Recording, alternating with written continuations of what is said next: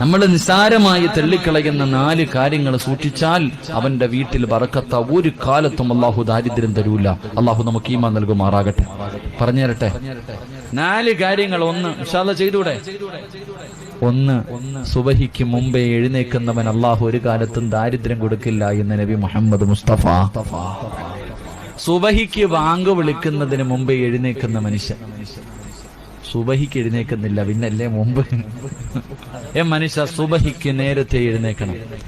സുബഹിക്ക് ബാങ്ക് വിളിക്കുന്നതിന് മുമ്പേ എഴുന്നേൽക്കുന്നവൻ അല്ലാഹുവിന് ദാരിദ്ര്യം കൊടുക്കൂല. ഞാൻ വിശദീകരിക്കുന്നില്ല. 2 ബാങ്ക് വിളിക്കുന്നതിന് മുമ്പേ ഒതുവെടുക്കുന്ന മനുഷ്യൻ. ബാങ്ക് വിളിക്കുന്നതിന് മുമ്പേ ഒതുവെടുക്കുന്ന മനുഷ്യൻ അല്ലാഹു ആ മനുഷ്യന് ദാരിദ്ര്യം കൊടുക്കില്ല എന്ന് നബി മുഹമ്മദ് മുസ്തഫ സല്ലല്ലാഹു അലൈഹി വസല്ലം.